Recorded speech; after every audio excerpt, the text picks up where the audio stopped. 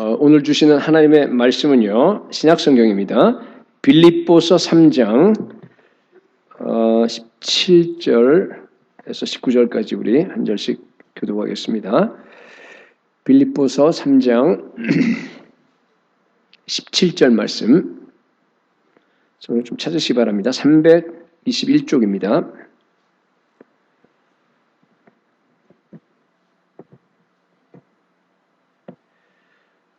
제가 17절 읽겠습니다. 형제들아 너희는 함께 나를 본받으라. 그리고 너희가 우리를 본받은 것처럼 그와 같이 행하는 자들을 눈여겨보라. 내가 여러 번 너희에게 말하였거니와 이제도 눈물을 흘리며 말하노니 여러 사람이 그리스도의 십자가의 원수로 행하는 자. 같이 읽을까요? 그들의 마침은 멸망이요 그들의 신은 배요 그 영광은 그들의 부끄러움에 있고 땅의 일을 생각하는 자라. 아멘. 마태복음 13장을 보게 되면요, 예수님의 그 가라지 비유가 나옵니다. 나중에 그 예수님이 그 밭을 세상이라고 이렇게 해석을 하시는데, 세상에 있는 얘기가 되지만은 동시에 그게 사실은 세상에서 부름받은 교회 안의 얘기도 됩니다. 이 눈에 보이는 우리 그 유형교회라 그러죠. 이 교회, 지상교회에는요, 언제나 그 알곡과 가라지가 사실 공존합니다. 지난 주간에 제가 서울에 이제 모 대형 초대형 교회 이제 목사님이 이제 원로 목사님에서 은퇴하시고 그다음에 이제 후임이 왔는데 교회가 완전히 둘로 갈라져서 3년째 싸우고 있더라고요. 저는 잘 몰랐는데 3년째 싸우는 그걸 갖다 이렇게 영상으로 보았습니다. 정말 정말 잘 싸워요. 정말 가슴이 아팠어요. 와, 어떻게 저럴 수가 있는가. 너무 부끄러워서 정말 제가 속으로 울었어요. 그러면서 아니 예수님 물론 다 아는 거지만 그래도 잠시나마 그냥 아니 어떻게 가라지를 왜 이렇게 그냥 끝까지 그냥 내버려 두십니까? 그런 게 뭐랄까 그런 게 생각이 나오더라고요. 물론 주님의 그 뜻은 주님의 그 마음은 훨씬 더 잘 알고 있지만 그래도 막 속상하게 느낀 그런 적이 있었습니다. 바울은요 오늘 본문에서 이 가라지를 다르게 표현합니다. 어떻게 표현하죠? 십자가의 원수라고 하는 말로 표현을 합니다. 저는 옛날에 십자가의 원수가요 교회 밖에 있는 사람인 줄 알았어요. 말이 좀 그렇잖아요, 그죠?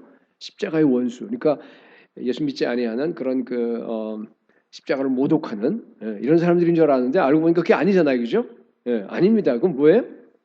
교회 안에 있는 빌립보 교회 안에 있는 사람들이에요. 빌립보 교회는 여러분 아시다시피 초대 교회 중에서도 괜찮은 교회예요. 아주 처음부터 바울을 그 사역을 복음의 사역을 기도와 그리고 물질로서 지원한 정말 좋은 교회. 우리 교회와 비교 안 되는 정말. 감히 우리 교회와 비교하다니. 물론 그건 아닙니다. 그런 거 아니. 그러니까 굉장히 좋은 교회예요. 그럼에도 불구하고요. 그러니까 지금 바울이 이런 얘기를 하는 게 우리 교회 안에, 그러니까 빌립보 교회 안에 십자가의 원수들이 한 서너 명이 있다 이렇게 얘기합니까? 아니에요. 뭐라 그러죠? 여러 사람이 이게 many로 되어 있어요. 많이 있다 그렇게 돼. Many live as the enemies of the cross of Christ. 그렇죠? many란 말을 썼습니다. 아주 많대요. 굉장히 많은 겁니다. 바울이 지금 처음 얘기하는 것도 아니에요. 읽어보세요. 그 몇 절이죠? 18절에 보니까 계속 얘기했죠. 지금까지. 보세요. 내가 여러 번 너희에게 말하였거니와. 그래도 안 되는 거예요. 이제도 눈물을 흘리며 말하노니. 이제는 그냥 너무 답답했어요. 바울이 바울이 지금 울면서 편지를 썼다는 거 이거밖에 없어요. 너무 호소하는 거예요, 지금. 뭐라고 얘기하냐면은 너무 많은 사람들이 그리스도의 십자가의 원수로 행하느니라. 그게 오늘 본문입니다. 바울의 이 애타는 심정, 우리 함께 이렇게 공감하면서 우리 함께 이 두 가지로 이 내용을 좀 살펴보도록 하겠습니다. 첫 번째, 십자가의 원수들이 누굽니까 도대체? 여러분 이게 강조점이 다릅니다. 그리스도의 원수들이란 말을 안 썼습니다. 뭐라 그랬어요? 그리스도의 십자가의 원수. 그죠? The enemy of the cross of the Christ. 그러니까 크로스가 강조하는 거예요. 지금. 그러니까 이 사람들은 예수 믿는 사람들이에요. 그리스도를 부인하지 않습니다. 근데 뭐는 이렇게 좀 어긋나냐 하면은 십자가는 잘 받아들이지 않아요. 그런 얘기입니다. 그러니까 이 같이 예수를 믿기 때문에 뭐 적인지 친구인지 잘 분간이 안 됩니다. 예수님도 그런 얘기 많이 하잖아요. 양의 탈을 쓴 뭐예요? 이리. 밖으로 보면은 뭐 똑같죠. 근데 속에는 아니에요. 잡아먹어요. 공격합니다. 또 뭐 성경에도 그런 게 뭐 여러 형태로 나와요. 그죠? 거기 나오는 것처럼 뭐 예를 들면 무슨 거짓 교사 참 많이 나옵니다. 베드로후서 무슨 뭐 요한일서 뭐 그쪽도 그렇고 유다서는 아예 그죠? 그러니까 옛날에 그런 문제가 굉장히 심했기 때문에 초대교회에 아예 그 전체를 썼습니다. 유다서 같은 거는 거짓 교사, 또 마술사 시몬, 적그리스도 뭐 이런 여러 가지 이제 우리가 얘기가 나오는데 문제는 뭔가 하면요. 참 이상하게 교회 안에요. 분별력이 그렇게 부족해요. 분별력이 참 부족해. 그래서 이게 지금 위험이 너무 커요. 잘못하면 지금 빌립보 교회가 잘못하면 이렇게 굉장히 큰 타격을 입을 수 있는 그런 것이 있으니까 오죽하면 울겠어요. 그러니까 이게 지금 얘기를 하는 겁니다. 십자가의 원수라고 하는 뜻은요. 이런 겁니다. 아주 간단하게 얘기하면은 예수님께서 십자가에서 모든 걸 다 이루셨습니다. 내가 다 이루었다. 완전합니다. 십자가는. 근데 그것을 건드리는 거예요. 다 완전하지 않기 때문에 거기다 좀 더 하려고 하는 사람들도 있고요. 유대주의자라고 하는데 거기다 빼려고 하는 사람들도 있어요. 두 가지 유형이에요. 완전한 십자가에서 좀 뭔가 이렇게 그러니까 그러니까 유대주의자 같은 경우는요. 이런 겁니다. 예수 믿는 것만으로는 부족하다고 생각하는 거예요. 그래서 뭔가 하면 예수 믿고 그 유대인들이니까 뭐예요? 구약에서 내려오던 그 모든 그 절기와 그리고 할례 같은 이런 모든 것들을 갖다가 해야지만이 구원을 얻는다. 그렇게 주장을 하는 겁니다. 그죠? 얼핏 보면 여러분 더 멋있어 보이지 않아요? 유대인들인데 자기가 예수도 잘 믿고 거기다가 율법도 잘 지키면 얼마나 좋아요. 더 경건한 것처럼 보여요. 근데 바울은 그렇지 않다는 거예요. 그러니까 그런 사람들을 향해서 앞에 이제 3장 2절 가보면 뭐라고 얘기하냐면요. 뭐라고 얘기하죠? 개라고 얘기해요. 개라고. 거기 보니까 개들을 삼가고 행악하는 자들을 삼가고 몸을 상해하는 일을 삼가라. 왜 이렇게 심하게 얘기하죠? 구원받는 것은요. 전적으로 하나님의 은혜 아닙니까? 오직 믿음이에요. 그죠? 그 예수 그리스도 십자가의 완전한 구속을 믿는 그 믿음입니다. 예수 그리스도 믿는 그 믿음을 갖다가 그러니까 이게 완전하다고 생각하지 않고 거기다가 뭔가 좀 더해야지만이 되겠다라고 생각하니까 그게 굉장히 심한 소리가 나오는 거예요. 그렇지 않다는 겁니다. 네. 십자가의 율법의 행위를 더할 필요가 여러분 전혀 없습니다.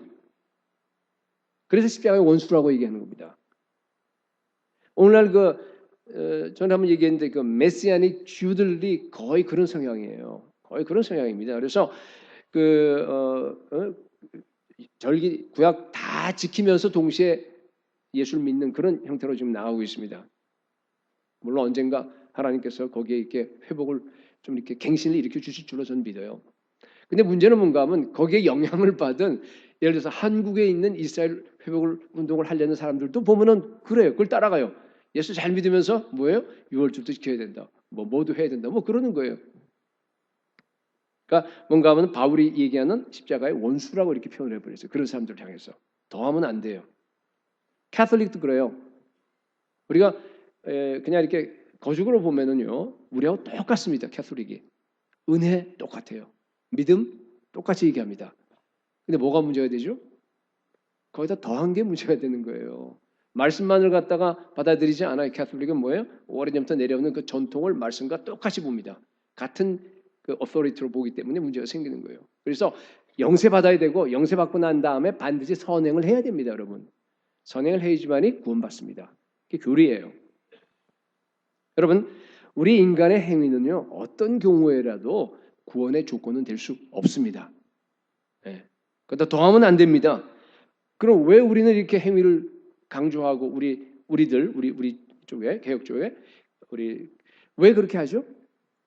행위라고 하는 것은 우리가 예수 믿고 십자가의 은혜와 십자가의 사랑을 내가 깊이 체험하게 되면요, 너무 예수님이 좋아서, 너무 사랑스러워서, 하나님 나라를 위해서 나에게 주신 그 명령이 너무 그냥 특권이라서요, 그냥 하나님을 위해서 일하지 않을 수 없어요. 선한 행위가 안 나올래야 안 나올 수가 없습니다. 자발적인 겁니다. 그래서 그 선한 행위를 보고 나서 아, 저 사람 믿음이 진짜구나. 내 믿음이 이게 정말 증명이 되는 겁니다. 그러니까 행위라고 하는 것은 내 속에 보이지 않는 그 믿음을 증명하는 바깥의 외적인 행동에 불과한 거지, 그것이 구원의 조건은 절대로 될 수 없다는 겁니다. 자, 그게 이제 더 하려고 하는 사람들이고 빼려는 사람들도 있었어요. 영지주의자, 이방인들의 이 사람들은. 그러니까 영지주의자들 예수 그리스도 십자가 복음에다가 그 사람들은 이제 이 성경을 갖다가, 그러니까 언제나 세상의 어떤 그 흐름이나 세상의 철학이나 세상을 걸 가지고 성경을 해석하면 안 돼요. 성경은 성경 자체내로 해석해야 되는데 이 그리스 철학이 뭐 그냥 워낙 이 시대 주류였기 때문에 그 철학을 갖고 이제 들어와서 이걸 보는 거예요. 그러면 어떻게 되죠? 이원론안이에요. 영은 아주 고귀한 건데 우리 육이라고 하는 건 그냥 이거는 저급한 거예요. 이게 계층이 있잖아요. 그러니까 구원은 우리가 영으로 받는 겁니다. 그리고 우리 육체는 죄를 지을 수 있습니다. 그러나 내가 일단 한번 구원을 받았으면 영의 구원이기 때문에 내가 육체로 아무리 죄를 짓든지 내가 육체가 아무리 뭐 어떻게 한다 하더라도 영의 구원을 갖다 건드릴 수 없다라고 생각하는 거예요. 왜냐하면 그 철학은 보면 그래요. 어떻게 저급한 것이 저 고차원적인 걸 갖다가 이게 터치할 수가 있어요. 안 되잖아요.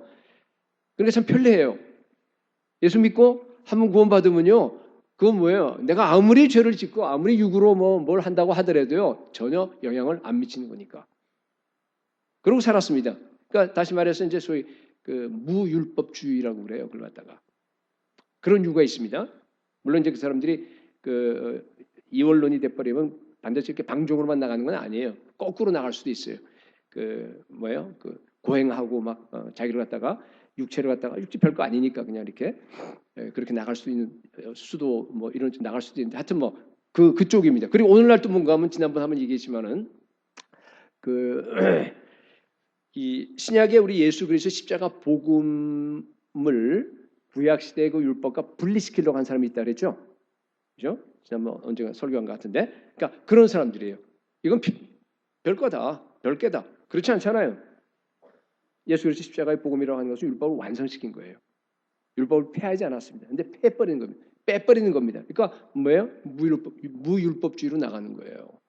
십자가 복음, 예수 그리스도 사랑만 믿으면 되지. 거기만 내가 들어가면 되지. 이런 뭐 우리가 십계명 뭐 필요 없다 이렇게 생각하는 겁니다. 이들은 바울이 지금 십자가의 원수라 그랬어요. 이건 이제 뭐랄까 이렇게 신학적인 이론적인 그런 얘기고, 이제 그거보다도요 더 중요한 거 이제 여기 나와 있습니다. 실제적으로 우리가 이제 practically 이게 우리를 향해서 하는 말 아닙니까? 바울이 누구를 가리켜서 어떤 사람을 가리켜서 십자가의 원수라 그러냐? 여기 보니까 19절에 자세히 묘사되어 있죠. 그들의 마침은 마지막은 뭐예요? 멸망이라는 얘기예요. 가라진 다 불에 태워서 지옥불이에요. 자, 이제 세 가지가 나오는데, 하나는 그들의 신은 배요. 그들의 신은 배요. 그다음에 두 번째는 그 영광은 그들의 부끄러움에 있고, 세 번째 땅의 일을 생각하는 자라. 그러니까 한마디로 얘기해서 교회는 열심히 다녀요. 그죠? 그렇지만은 회심하지 않은 사람들이에요. 회심하지 않은 사람. 회심은 뭐라 그랬어요? 회개하고 플러스, 회개 플러스 뭐가 회심입니까? 믿음, 참 믿음. 그렇죠? 회개하고 예수 그리스도 진짜로 믿어야 돼. 그게 진짜로 믿어야 됩니다. 그 믿음이란 뭐 그 얘기는 안 하지만은 그렇게 회심을 해야 돼. 완전하게. 네. 그러니까 그러지 못한 사람들입니다. 그래서 자, 요걸 갖다 우리 한번 짧게 한번 살펴볼게요. 세 가지 지금 나오죠. 자, 첫 번째가 뭐죠? 그들의 신은 배다 그래. Their God, small God이에요. Their God is their belly. 혹은 뭐 belly라고 쓸 수도 있고 무슨 stomach 이렇게 써 있긴 한데, 육신적인 욕망을 만족시키는 것이 가장 중요해 인생에서 이 사람들은. 물론 쾌락 뭐 이런 것만 얘기하는 거 아니에요. 교회에 있는 사람들 그런 사람 아무도 없잖아요. 그게 어떤 의미인가 하면요, 이 belly, 우리 코일리아, 우리 배라고 하는 건 뭔가 하면 인간의 가장 중심부 아닙니까? 그래서 자기 자신이 언제나 하나님보다 더 중요한 겁니다.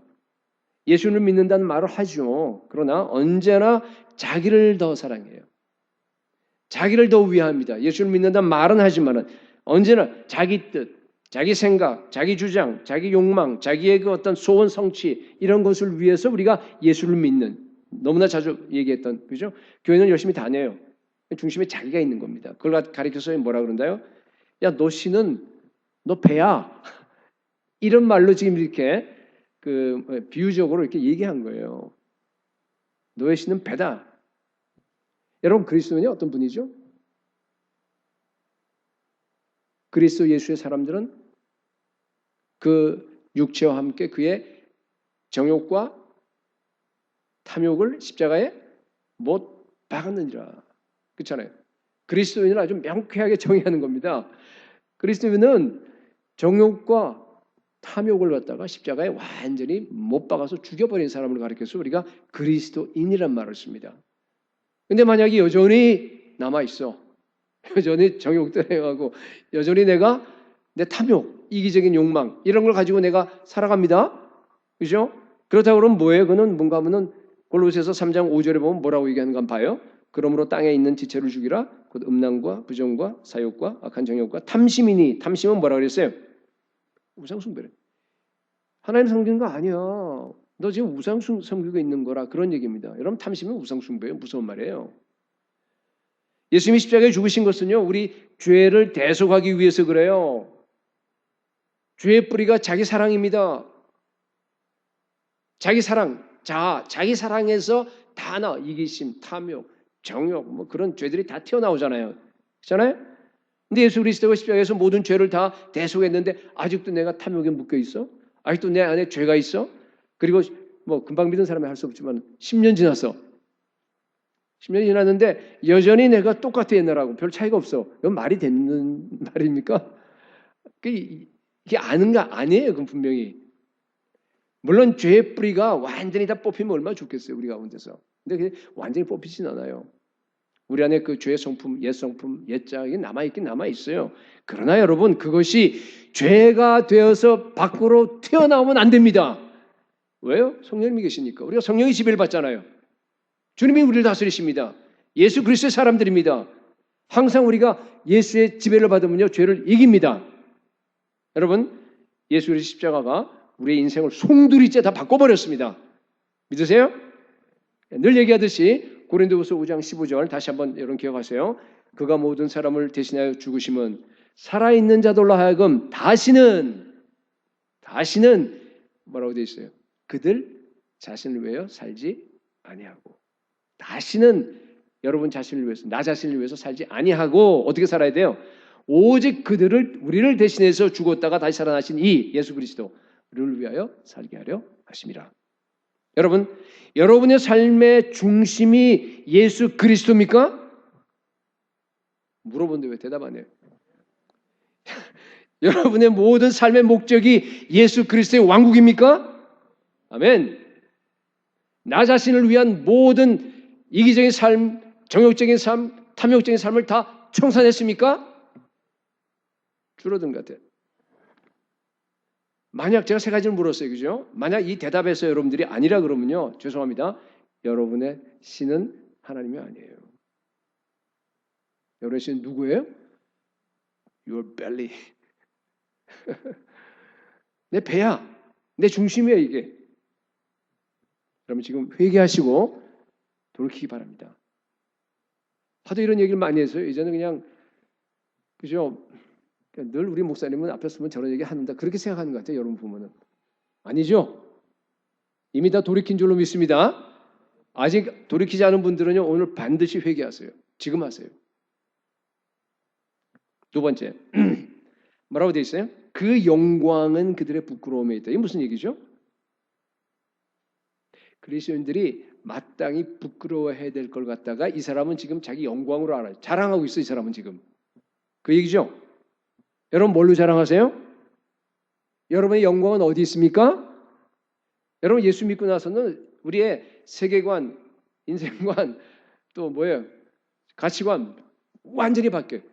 일로 가다가 세상을 향해서 가다가 180도로 절로 가는 거예요. 하나님을 향해서. 그게 예수 믿는 거예요. 그게 회심이에요. 그게 회개입니다. 완전히 바뀝니다. 자, 예를 한번 들어 설명할게요. 여러분 세상에서 누가 승자입니까? 목표를 딱 정합니다. 난 저걸 이루리라. 그런 다음에 정말 어마어마하게 끔찍한 노력을 합니다. 자기 인생을 다 들여서 잠도 줄이고 정말 모든 걸 갖다가 다 그 목표를 향해서 열심히 공부하고 열심히 정말 막 일하고요. 경쟁해서라도 그냥 내가 그걸 취합니다. 그 사람이 승자입니다. 그럼 성공해요. 돈도 벌고요. 높은 지위도 올라가고요. 좋은 대학도 들어가고요. 뭐 다 할 수 있습니다. 그리스도인들이 게으름은 죄입니다. 게으름을 정당화하면 안 돼. 절대로. 정말로 열심히 일하셔야 돼요. 우리는 더 일해야 돼요. 회사 가서 더 열심히 해야 되고 그다음에 뭐 말씀도 더 많이 읽어야 되고 뭐 하루에 1시간, 2시간 기도도 해야 되고 하니까 그냥 시간이 모자라잖아요. 우리 항상. 그러니까 우리는 그 사람들보다 훨씬 더 열심히 하는 사람들입니다. 열심히 하는 걸 얘기하는 거 아니잖아요. 지금 제가. 그 사람들에게 지금 아까 얘기한 그 예를 든 그 사람들에게 뭐가 잘못이죠? 잘못된 동기로 하는 겁니다. 그죠? 자기를 위해서 합니다. 자기 욕구를 만족시키기 위해서 그렇게 하는 거예요. 자기가 뭔가 그래도 무거운 사람, 중요한 사람이라는 것 갖다가 많은 세상, 온 세상에 내가 증명하고 싶어요. 여러분, 자신의 부와 명예와 그리고 그런 그 어떤 그 안락을 갖다가 추구하는 건 뭐예요? 죄입니다. 죄입니다. 자기를 추구하는 죄예요. 그 사람들은 지금 잘못된 길로 가고 있습니다. 그 길 끝은 뭔가 하면 영원한 파멸, 영원한 멸망, 지옥불입니다. 십자가의 원수라 그러는 거예요. 여러분, 그리스도인이 됐으면요, 다시 한번 강조합니다. 그러한 삶을 끝내셔야 됩니다. 만약 아직도 그러한 곳에서 나오지 못하고 있다 그러면요, 여러분, 하나님 죄송합니다. 제가 아직도 그렇게 안 되네요 하고 부끄럽게 여기고 자꾸만 자기 자신을 쳐서 회개하면서 여러분들이 자기를 바꿔 나가야 됩니다. 근데 오늘날 교회 안에요, 참 재미있는 현상이 그렇게 나아가서 성공하고 그런 방식으로 살아가는 사람들이요, 큰 소리 쳐요. 자랑합니다. 일반적으로 얘기하는 거죠. 특히 한국교회. 그런 멸망의 길을 가면서 스마트하고 엘리트고 그러면서 자랑하는 그 이유가 뭐죠? 복음이 변질됐기 때문에 그래요. 특히 미국에서 문제가 뭔가 하면 이게 인간 중심의 구원이 팽배해 있어요. 그렇죠? 인간 중심의, 그렇잖아요. 교회 가서 자기 욕구 만족하고 자기 문제 해결하고 무슨 뭐 행복해지고 좋은 자아상 가지고 무슨 뭐 그 영적으로 사람은 다 이렇게 메마르고 그래요. 그 영적인 그 스피리추얼한 니드가 있어요. 그러니까 그 스피리추얼한 니드를 갖다 내가 채워지면은 좋아합니다. 설교자들은 설교해 보면 알아요. 눈빛만 보면 알아요. 여러분들 갖다가 뭘 좋아하는지. 지금 제가 얘기하는데 저 사람은 지금 거부하고 있다는 것도 대충은 느껴요. 일일이 얼굴을 잘 안 보려고 그러지만 여러분들 얼굴 갖다가 그 영적인 건데 여러분 생각해 봐요. 그러니까 여기서 설교를 하게 되면요. 알아요. 아, 우리 성도들이 뭘 좋아하는구나. 그럼 그걸 갖다 만족시켜 주면 되죠. 그럼요. 그런 교회는요. 벌떼같이 사람들이 막 와요. 물론 뭐 목사님이 그냥 아주 언변도 좋고 그래야 되겠죠.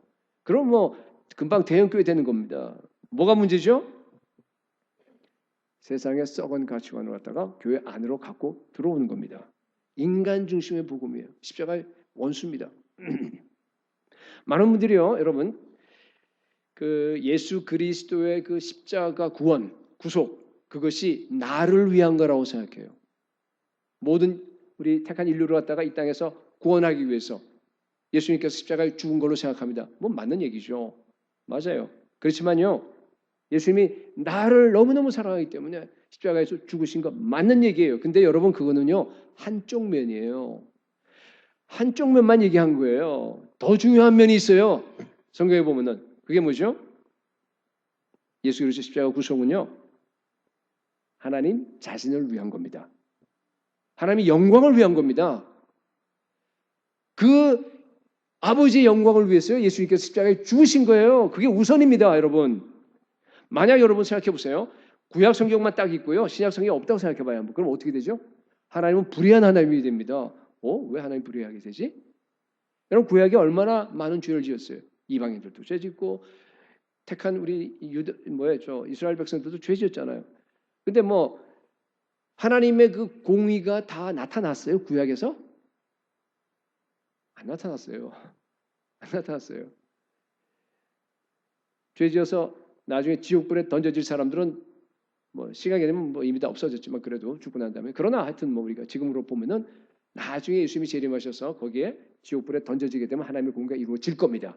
근데 문제는 뭐가 문제죠? 택한 소수의 이스라엘의 그 하나님의 백성들, 그 백성들은요 이미 죄 용서해 버렸어요. 구원했습니다. 근데 하나님의 공의가 이루어졌나요? 안 이루어졌죠. 만약 구약으로 끝나버렸다 그러면은 동물 제사, 동물 갖고 어떻게 사람의 죄가 사해? 말이 안 되죠. 여러분, 그러니까 하나님이 의롭다고 하신 것이 언제 이루어졌습니까? 하나님의 의가 언제 드러났습니까? 그렇죠. 자기 아들을 갖다가 아들 예수 그리스도로 십자가에 못 박. 바로 그때 하나님의 의가 다 이루어진 겁니다. 그 얘기를 하는 겁니다. 지금 화목제물이라는 말을 써요. propitiation, 화목제물. 화목제물로 하나님의 진노를 갖다가 다 누구로 떨어버렸어요. 화목하게 만들어버린 거예요. 예수 그리스도 십자가가. 그래서 과거에 그 구원받은 사람들에 대해서도 하나님의 의가 이루어진 겁니다. 로마서 3장 25절 26절에 바로 그 말씀하세요. 이 예수를 하나님이 그의 피로서 믿음으로 말미암는 화목제물로 세우셨으니 이는 그다음 보세요. 하나님께서 길이 참으시는 중에 전에 지은 죄를 간구하심으로 구약 내내 지은 죄를 갖다 간구했어요. 그죠? 간구해버려, 패스해버렸어요. 그냥 지나쳐버렸어요. 하나님께서. 그러니까 구약의 그 법궤 위의 뚜껑, 속죄소, 그건 의미는 뭔가 덮는다는 뜻이에요. 그게. 그러니까 그 죄가 완전히 사해지지 않았어요. 오랫동안 그냥 간과한 거예요. 간과했다는 얘기 뭡니까? 덮어버린 거예요. 그냥 죄가 있지만은. 그러다가 언제까지? 예수님이 십자가에 못 박힐 때까지. 자기의 의로우심을 나타내려 하심이니 곧 이때 자기의 의로우심을 나타내서 두 가지입니다. 자기도 의로우시며 그게 먼저 나오죠. 두 번째는 뭐예요? 또한 예수 믿는 자를 의롭다 하려 하심이라. 여러분 드디어 예수 그리스도가 십자가에서 피를 흘리고 모든 하나님의 의를 이루셨어요. 죄의 싹스 사망이다. 지옥 형벌이다 하는 것을 얘기했는데 그렇잖아요. 구약의 일부 택한 사람들은 그것도 없이 그냥 용서해버린 거예요. 그냥 용서해서 그 사람들을 구원시켜버린 겁니다. 그러니까 불의했는데 이제 드디어 자기 아들에게 그 모든 죄를 갖다 다 전가시키고 십자가에서 죽으셨습니다. 하나님의 형벌을 다 내리셨습니다. 자기 아들에게 진노를 다 쏟았습니다. 하나님의 의가 이루어진 겁니다. 하나님께서 의롭게 되신 겁니다. 내가 죄를 심판한다라고 하는 그 하나님의 말씀이요 정말로 증명이 된 거예요. 진짜 그렇구나 하고 증명이 돼버린 겁니다. 그냥 대충 눈 감아주고 죄 용서하는 하나님이 아니라고 하는 것이 그대로 다 드러난 거예요. 그걸 갖다 뭐로 얘기하냐면 하나님의 의가 드러났다라고 얘기하는 겁니다. 여러분 하나님의 의를 나타내시기 위해서 예수 그리스도가 십자가에서 죽으셨습니다. 그게 우선이에요. 동시에 그 십자가를 믿는 예수 그리스도의 피를 믿는 우리들을 갖다가 의롭다 하시는 것이 그 다음이에요. 제가 왜 이런 얘기를 합니까? 진짜 복음은요. 하나님의 영광을 위한 복음이에요. 우리로 행하지 않아요. 그건 가짜입니다. 구원받은 우리가 어떻게 살아야 되겠어요? 자신을 만족시키기 위해 살면 안 됩니다, 여러분. 구원받은 우리는 하나님을 만족시키기 위해서 살아있는 겁니다, 우리는. 아멘? 잘 못 받아들일 거예요, 이게 미국 사람들은 특히. 우리 2세들도 좀 힘들어요, 이런 얘기하면은. 예수님 닮고 예수님이 가신 그 길, 그 십자가의 길, 고난의 길, 그것을 내가 따라가는 것이 여러분 인생의 유일한 목적입니다. 아멘. 예, 여러분 잘 새기세요. 여러분 속에. 잘 안 되겠지만은. 예수님을 더 알고 예수님을 더 닮아갈수록요 내 관심이 점점 더 예수님께만 집중돼요. 예수님을 더 친밀하게 알고 내가 교통하고 더 깊이 나아갈수록 세상에 있는 욕구, 세상으로 향하는 창문은 다 하나 다 닫혀버려. 그리고 정말 저 하늘의 창문, 저 엄청난 저 영광스러운 그 문이요 이렇게 점점 많이 열리는 것을 여러분들 경험할 겁니다. 영적 세계가 점점 더 깊어집니다. 여러분 다시 얘기합니다. 내 인생이 존재하는 이유는 오직 하나님의 영광을 위해서입니다. 더 구체적으로 하나님의 나라를 위해서, 그 나라를 세우기 위해서, 그리고 이웃을 사랑하기 위해서, 주의 명령을 실천하기 위해서 내가 존재하는 겁니다. 여러분 다시 얘기합니다. 나를 위해서, 나 가족만을 위해서 살아가는 그 모든 과거의 죄악된 삶을 청산하시기 바랍니다. 우리 기도학교 때도 한번 얘기를 했는데 다시 한번 얘기하겠습니다. 여러분, 그러니까 우리는 어떻게 사냐면 이렇게 사는 거예요. 그냥 쉬워요. 난 별로 세상에 관심이 없어. 나는 뭐 별로 돈 벌고 하려고 하는 그런 뭐 막 드라이브도 없고 나한테 그저 나한테 있는 것은 뭔가 하면 예수님 닮고 이웃을 사랑하고 섬기고 하나님 명령대로 순종하고 말씀대로 내가 따라가면서 그냥 살아가는 게 내 인생 전체야. 우리 학생들도 그래요. 우리 여러분도 마찬가지고요. 그러면서 공부합니다. 그리고 일해요. 열심히 일합니다. 네. 근데 하나님께서 은혜를 베풀어서 잘 돼. 성공합니다. 그러면요. 할렐루야. 감사합니다 하고 그냥 성공을 누리면 돼요. 최선을 다했는데 좋은 학교 들어가면 너무너무 감사한 거예요. 가서 그냥 좋은 학교 열심히 가서 나와서 그 지식을 가지고서 남들에게 그냥 남을 섬기고 그러지 못한 사람들한테 도와주면서 내가 평생 살면 그만입니다. 여러분, 내 자녀나 혹은 여러분 스스로가 믿음의 사람이 아니야. 아직 완전히 회심하지 않았어. 자기는 모르겠지만은 하나님 나라 위해서 정말 완전히 지금 막 그냥 이렇게 달려가지 않는데 인류대학 들어가 세상에서 아주 잘 나가요. 성공합니다. CEO가 돼요. 그러게 되면요, 여러분 부끄러워하시기 바랍니다. 그럼 부끄러워해야 될 일이에요. 아시겠어요? 세상에서 성공하든 안 하든 상관없이 예수 그리스도를 위해서 쓰임받는 그 자체가 가장 영광스럽게 생각하는 교회가 될 수 있기를 축복합니다. 세 번째, 땅의 일을 생각하는지라. 여러분 이게 참 말이 우리가 이 땅에 살아가는 거예요. 하루 종일 직장 생활 하잖아요. 직장에서 직장일 생각해야지. 그 땅의 일 생각하는 게 그 십자가 원수라 그러면 어떡하겠어요? 그런 얘기 아니죠. 그런 얘기 안 해요. 당연히 우리는 땅의 일을 갖다 생각하고 살아가게 돼 있어요. 우리는 땅에 발을 붙이고 살 동안에는 그 얘기를 하는 게 아니고요. 이건 지금 무슨 얘기겠어요? 지금 성경은 항상 이렇게 심오해요. 우리에게 주려고 하는 그게 흐름 전체 성경 흐름 전체 안에서 우리가 이제 봐야 되는데 그게 뭐예요? 나의 생각의 성향, 내 생각이 어디로 그냥 가만히 있는데 어디로 기울어지냐는 얘기예요. 가만히 있는데 하나님으로 기울어져야 돼요. 예수 믿는 사람이라는 사람은 여기죠. 가만히 있는데 예수 그리스도의 그 구속, 십자가. 가만히 있는데 하늘나라로 내가 기울어지지 않냐. 이 얘기를 하는 거예요. 지금 땅의 일을 생각한다는 얘기는. 위의 것을 찾으라는 얘기는 그런 얘기를 하는 겁니다. 여러분, 그게 그리스도인이에요. 왜 그렇죠? 우리 안에 성령님이 계시기 때문에. 성령님이 나를 다스리고 지배하게 되면요. 당연히 그렇게 될 수밖에 없어요. 이 땅에 잠시 있다가 불타버리고 없어버릴 거기에 여러분 마음이 자꾸만 가겠어요?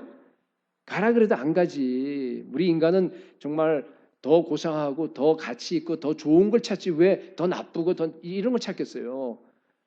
그러니까 그러니까 자연히 그렇게 될 수밖에 없는 겁니다.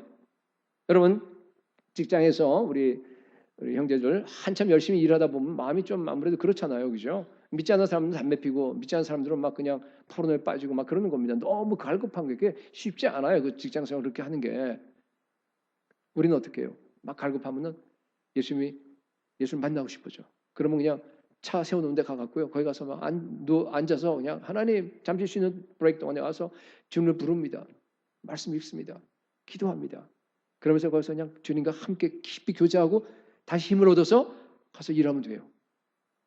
여러분 목장이 뭐예요? 목장 모이게 되면 여러분 그 안에서 모이자마자 자연적으로 어디로 이야기가 흘러갑니까?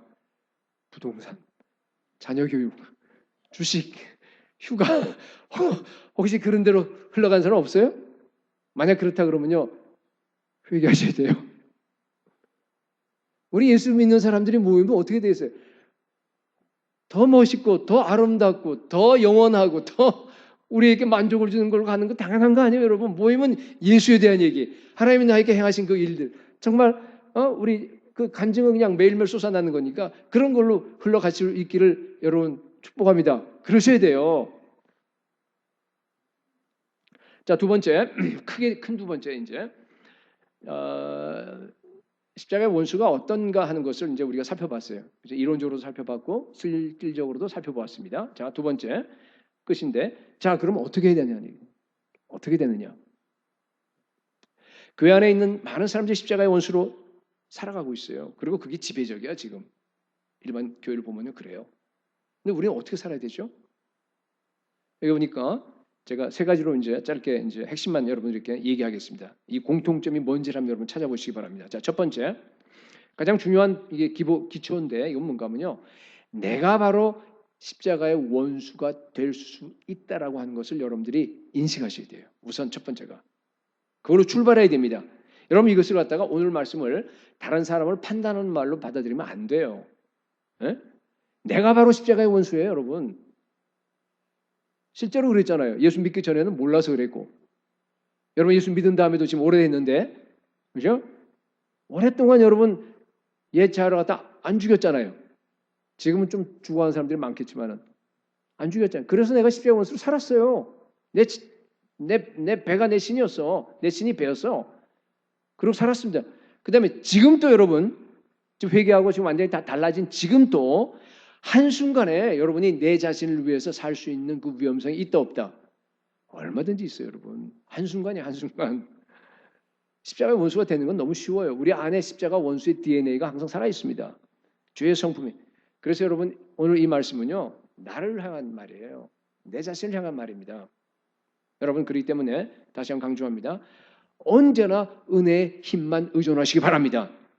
예수님이 그걸 아세요. 우리가 얼마나 연약한지를. 그래서 우리에게 어떻게 성령님을 보내주시고 항상 은혜를 부어주시는 거 여러분 느끼시잖아요. 그죠? 말씀만 읽어도 은혜가 막 쏟아지고 기도만 해도 막 은혜가 와서 그냥 힘이 나고 설교만 들어도 그냥 너무 좋고 그냥 뭐 찬양만 해도 내 안에서 그냥 그런 거 아닙니까? 그냥 은혜를 계속 부어주시는 겁니다.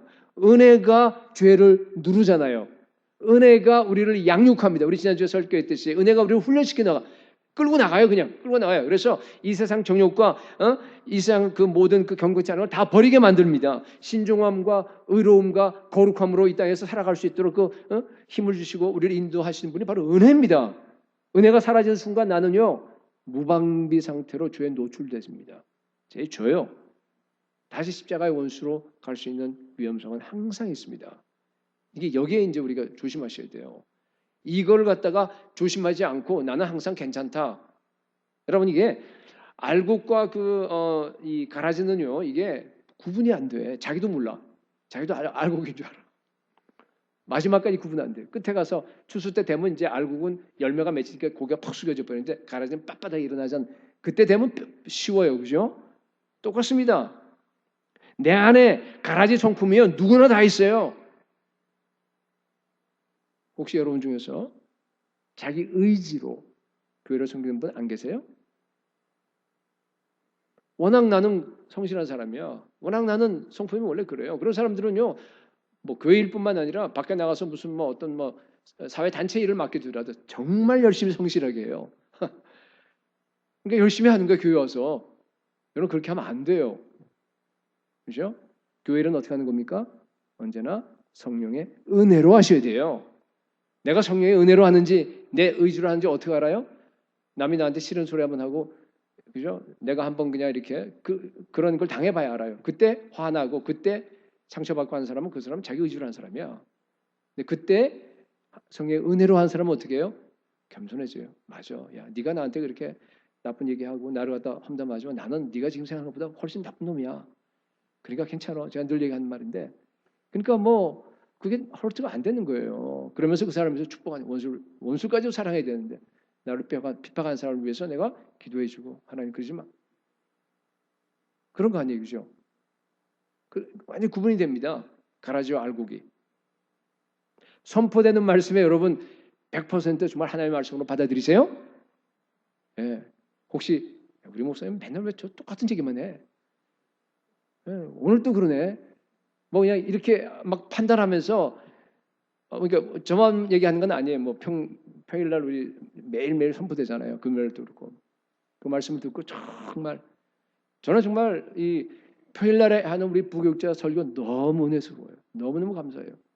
금요 설교 너무 좋고 너무 감사해요. 정말 이건 좀 나한테 하는 얘기고 정말 하나. 그러니까 여러분들이 마음이 낮아지면요 어린애한테도 배울 수 있어요. 성령의 은혜가 이끌어가는 사람들은요, 무슨 말씀을 하더라도 그게 이단의 말씀이 아니고 성경에서 나온 말씀이라 그러면요, 그게 여러분 마음을 칩니다. 이렇게 달라요. 알곡과 가라지가 달라요. 교회에서 눈에 보이는 권위에 여러분 순종합니까? 내 관심이 자꾸만 혹시 땅으로 흐르지 않아요? 이게 지금 사인이에요. 그죠? 내가 지금 십자가의 원수로 향해서 가고 있다라고 하는 신호예요. 그러니까 여러분, 그때 여러분들이 회개하고 돌이키셔야 됩니다. 자, 두 번째. 첫째는 이제 내가 원수라고 하는 걸 여러분 잘 알고 위험을 알아야 돼요. 두 번째는 뭔가 하면요. 교회를 알곡들이 편하게 섬길 수 있는 구조로 만들어야 돼요. 갑자기 이상한 얘기 나오죠? 십자가 원수들이 다니기에 편한 교회들이 있는 거 아세요? 물론 이제 목회자의 몫이에요, 이것은. 그렇지만은 이제 여기 나오니까 여러분들 알아야 돼요. 알고 여러분들 거기에 협력하셔야 됩니다. 17절 하반절 한번 보세요. 여기 보니까 하반절에 보니까 그와 같이 행하는 자들은 뭐라 그랬어요? 눈여겨보라 그랬죠? 그와 같이 행한다는 얘기 뭔가 하면 바울처럼 나를 따르라 하면서 이렇게 예수님을 본받는 그걸 얘기하는 거예요. 그런 사람들을 갖다 눈여겨보라 하는 거 보면 이게 찾아보니까 스코페어라고 되어 있는데 그 뜻이요. 관찰하라는 말만 있는 게 아니고요. 더 중요한 의미가 뭔가 하면요. 마크하래, 마크. 아, 저 사람은 예수님 따라가는 사람이라고 표시하는 거예요. 물론 이 말씀은요. 누가 갈아지고 우리 교회 누가 알고 있고 그거 구분하라는 얘기는 아니에요. 물론 그건 당연한 얘기예요. 그거 아니에요. 왜냐하면요. 몰라요. 아무도 몰라요, 여러분. 저도 몰라요. 저 사람은 분명히 알고 같아 보이는데요. 끝까지 가봐야 알아. 아니야. 가론 유다처럼. 저 사람은 분명히 가라지야. 근데요. 하나님께서 그 가라지를 갖다가 변화시켜갖고요. 나중에 보니까요. 그냥 하나님을 마음껏 생각다 알고로 만드시더라고요. 그러니까 몰라요, 여러분. 지금 그걸 저 사람 이렇게 구분하면 큰일 납니다. 그죠? 그렇게 구분하면 여러분이 가라지야. 아시겠어요? 그 구분하지 마세요. 하면 안 돼. 그 얘기를 하는 게 아니에요. 근데 여기 그러면 마크에서 뭐 하게 해요? 저는 그렇게 받아들여요. 저한테는요, 이 말은 적어도 교회 구조를 알곡들이 활동하기에 적합한 구조로 만들라는 뜻으로 저한테는 들렸어요. 십자가의 원수들이요, 마음껏 활동할 수 있는 교회 구조가 되면 큰일 납니다. 어떤 제가 그런 얘기 들었어요. 아유, 목사님, 우리 교회에서는 큰 소리로 기도도 못해요. 방언 기도도 못해요. 막 뭐라 그래요. 뭐 그냥 어떤 경우 막 인간적인 자랑을 막 하는데도요, 그거 제지하지 않아요, 목사님이. 어떤 교회로 보면은요, 그죠? 남에게 험담을 하는데 부정적인 얘기가 막 왔다 갔다 하는데 그냥 내버려둬. 당장 그만두게 해야죠. 목회자라 그러면 제대로 베낀 목회자라면은 미친 듯이 예수를 위해서 막 그냥 섬기는 사람들 갖다 뒤에서 은근히 그래 나도 옛날에 그랬어 비웃고 앉아 있어. 여러분 그런 거는 그렇잖아요, 그죠? 여러분 어떻게 하면 이 교회가 알곡들이 편하게 섬길 수 있는 구조로 만들어줘야 돼요? 성경대로 하면 돼요. 성경대로. 예수님이 명령하신 것 갖다 순종할 수 있는 교회로 만들면 되는 거예요. 한마디로 얘기해서 뭐예요? 여기 나와 있는 것처럼 모든 민족으로 제자 삼는 교회로 만들면 됩니다. 그렇죠? 성도들 한 사람 한 사람이 다 제자가 되어야 돼요. 여기 나와 있는 것처럼 제자가 되어서 그리고 그 사람들이 사랑의 공동체를 이루어서 그 안에서 더 힘을 얻어야 되고 그리고 나서 어떻게 해요? 그 사람들을 갖다가 제자 삼는 사람으로 만들어야 되는 거예요. 그래서 세상으로 보내야 되는 겁니다. 열방으로 단기로 갈 수도 있고 장기로 갈 수도 있고 지역으로 갈 수도 있고 직장으로 가고 가정으로 가고 딱 그거 아닙니까?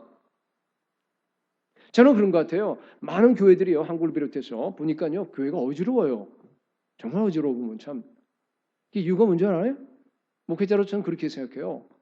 성경대로 안 해서 그래. 예수의 지상명령과 예수님이 교회를 세운 그 목적을 갖다가 이룰 수 있는 그 구조로 목회자가 돼서 만들어야 될 거 아니에요. 그죠? 그렇게 해서 모든 사람들이 그 안에서 정말 이제 가라지가 없을 수는 없어요. 일시적인 가라지도 있고 영구적인 가라지도 있고 뭐 교회는 항상 그렇게 되게 돼 있어요. 완벽한 걸 추구 못합니다. 교회 안에서는. 그건 알아요. 그렇지만은 적어도 알곡들이 마음껏 여기서 섬기면서 하나님의 영광을 위해서 정말 살아갈 수 있는 그런 그 분위기가 확 돼야 될 거 아니에요. 저는 사실은 교회 처음 설립할 때요. 하나님이 그런 마음을 주셨어요. 예수님이 그런 마음을 강하게 주셨어요. 그래서 처음부터 사실은 그 구조로 향해서 똑같이 지금까지 달려왔어요. 14년 동안. 자랑하는 게 아니고 하나님의 은혜입니다. 정말 100%. 제자 훈련 강하게 시키고 가정교회 목장 사역 강하게 하고 거기서 밥에 대고 막 그냥 섬기고 정말 힘들게 정말 그냥 자기 있는 걸 다 내서라도 섬기는 그런 그게 돼야 됩니다. 그리고 열방을 향해서 마음껏 자기 있는 그 휴가와 자기 재능과 돈과 그리고 그 시간들을 다 내서 우리가 섬겨야 돼요. 그게 제자 삼는 구조예요. 한마디로 얘기하면 제자 삼는 구조. 따라해 보세요. 제자 삼는 구조. 그게 우리의 유일한 한마디로 얘기하면 그거예요. 뭐 해야 되느냐? 제자 삼아야죠. 교회가 왜 존재? 제자 삼아요. 열방으로. 전체로 다. 여러분이 왜 존재? 제자 삼기 위해 존재하는 게 우리가. 제가요. 교회 리더십을 이제 이양하겠다라고 결정을 하고 난 다음에 이제 스스로 좀 반성도 하고 이렇게 쭉 돌아보니까요. 목표를 설정을 했는데 가장 부족한 부분이 바로 그거더라고요. 깜짝 놀랐어요. 야, 이렇게 안 될까? 제자 삼는 거. 내가 제자가 되는 건 좀 된 것 같아요. 우리 교회가. 근데 아직까지 여러분들이 제자 삼고 있지 않는 것 같아요. 제가 보기에는 잘 많이. 그래서 지난 우리 2월 리더 수련 때 제가요. 그 얘기를 함께 나눴어요. 우리 리더들과 함께. 우리 그렇게 하자고 이제. 여러분, 여러분의 각 목장이요. 제자 삼는 사역장이 되셔야 합니다. 그 안에서. 여러분의 가정이 제자 삼는 곳이 돼야 돼요. 우리 자녀들에게. 우리 부모들 가장 중요한 사명입니다, 여러분. 제자 삼으셔야 돼요. 여러분의 직장이요. 제자 삼는 현장이 되셔야 됩니다. 그거 하라고 보낸 거예요, 그 직장에. 우리의 모든 관심이 예수 그리스도의 그 지상 명령을 갖다가 순종하는 데 가 있어야 됩니다. 우리를 여기 이 땅에 두신 이유는 뭔가 하면은 지금 여기서 이곳에서부터 온 열방 땅 끝까지 그리고 우리 삶 전체를 다해서 예수 그리스도 십자가 복음을 증거하는 거예요. 그래서 제자 삼는 사명을 갖다 우리에게 감당하라고 하나님께서 우리를 이곳에 남겨두신 걸로 저는 믿습니다. 세 번째, 여러분 스스로가 예수님을 따르는, 예수님을 닮는 모델이 되셔야 돼요. 17절 상반절에 보니까 형제들아 너희는 함께 나를 본받으라 이러죠. 함께 나를 본받으라. 여러분 이 말은요. 제가 보니까 많은 분들이 나는 십자가 원수는 안 되겠다라고 하는 생각은 다 있어요. 근데 그 정도로 안 된다는 거예요. 뭐예요? 더 적극적으로 나를 본받아라. 바울이 지금 그러잖아요. 그죠? 너희는 나를 본받아라 그러잖아요. 그러니까 둘 중에 하나야. 십자가의 원수가 되던가 차던가 아니면 뜨겁던가. 너희는 나를 본받아라 하는 그 정도의 믿음과 여러분의 삶의 실천이 되던가 둘 중에 하나예요. 중간은 없어요. 그 얘기를 지금 하는 겁니다. 나를 본받으라 하는 거는요. 이게 내 행위를 본받으라 하는 건 아니에요. 사실은. 왜냐하면 인간은 행위를 본받을 게 별로 없어요. 바울도 그걸 알았잖아요. 바울도 자기 스스로 얼마나 자기가 부족한 걸 자기 스스로가 보니까 뭐 그냥 성격이 급하잖아요. 그죠? 인간의 행위 자체는 뭐 그렇죠. 그다음에 아주 다혈질이랄까 뭐라 그럴까 이렇게 막 어떤 개혁적이에요. 불의를 보면 못 참아요. 그러니까 뭐죠? 그 누구죠? 그 요새는 잘 갑자기 안 올라. 바나바와 그냥 한판 붙잖아요. 그죠? 그리고 베드로가 그죠? 이렇게 이방인들하고 있다가 또 이렇게 오니까 외식하는 장면이 그 면전에서 세상에 생각해봐요. 저도 그렇게 못해요. 면전에서 베드로 갖다 막 면박을 준단 말이에요. 5년 전에는 아마 저도 그랬을지 몰라요. 근데 이제 목회를 하다 보면 좀 바뀌긴 했는데 그런 아주 불의를 못 참고 개혁적이고 이게 아니라 그러면 그건 아닌 거예요. 그건 그 자리에서 얘기해야 되는 그런 사실 저도 그런 성품인데 많이 깎여서 지금 이제 그렇게 말도 잘 안 되지만은 특별한 경우가 아니에요. 거의 이제는. 그러니까 이제 그러니까 자기가 한계를 알았어요. 그러니까 뭐라 그래요? 여기 12절에서 그 앞에 있는데 내가 이미 얻었다 함도 아니요 온전히 이루었다 함도 아니라 예수를 닮으려고 애쓰는데 안 된다는 얘기예요. 지금 완전하지 못하다. 나도 너희대로 비슷해. 오직 내가 그리스도 예수께 잡힌 바 된 그것을 잡으려고 달려가노라. 난 예수님께 완전히 붙들렸기 때문에 나는 그걸 목표로 해서 달려간다. 그런 얘기 아니에요. 그죠? 이런 말이에요.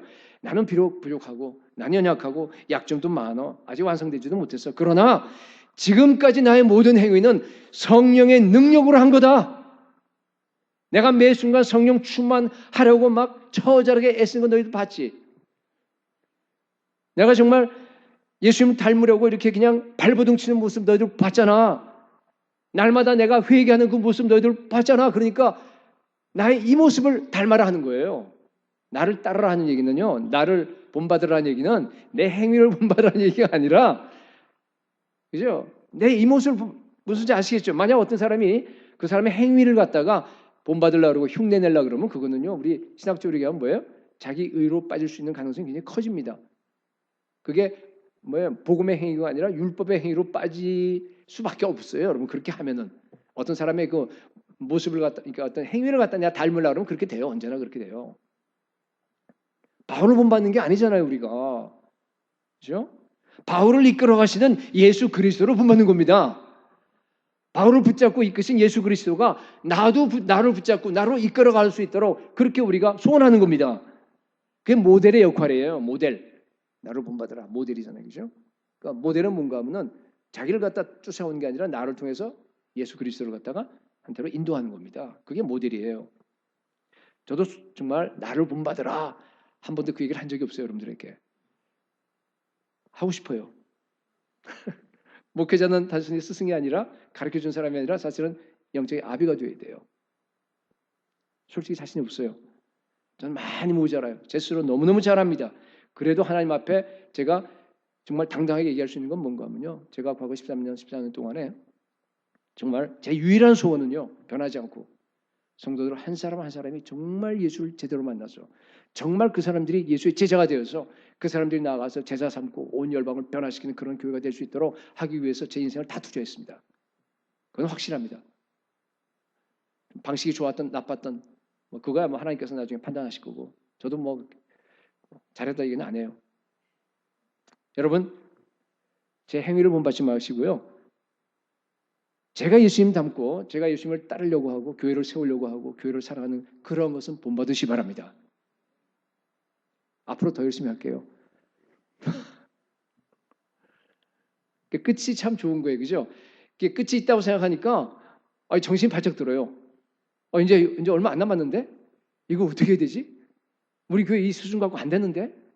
자꾸만 그런 그런 게 이게 생겨요, 많이. 여러분, 우리 교회에서도요, 바울과 같은 그런 모델이 많이 나올 수 있기를 축복합니다. 모든 목자들은 목장에서요, 우리 목원들 향해서 나를 따르라.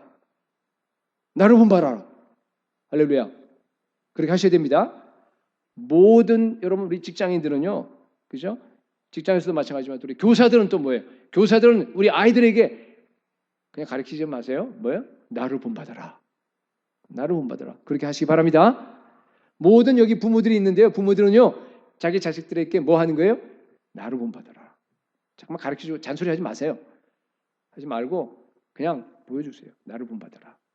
여러분들이 예수님 따라서 정말 희생하고 나를 죽이고 정말 살아가는 그 아름다운 모습을 갖다 예수님 같은 모습을 갖다 보여주면요 얘기 안 해도 다 알아요.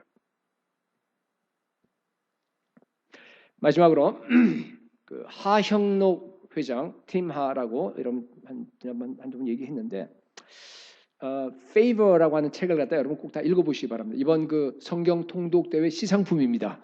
기대하십시오. 근데 아마 미국에서 주문해야 될 것 같아요. 한국에 안 돼서. 이분도 사업가예요, 그죠? 건축 이 주차장 그 설계하고 하는 건축하는데 정말 십자가 복음대로 살아갑니다. 정말 십자가 복음대로. 그러니까 이분의 그 개인적인 삶이라고 하는 것은 뭔가 하면 정말 내가 예수님 닮고 예수님 따라가는 게 개인적인 삶이에요. 근데 이 사람은 비즈니스를 하잖아요. 비즈니스의 목표가 이윤 창출이 아니에요. 뭔지 아세요? 이 사람의 회사를 세워서 비즈니스를 하는 목표가 뭔가 하면요. 놀라지 마세요. 이웃 사랑을 실천하는 겁니다. 이웃 사랑을 실천하는 거예요.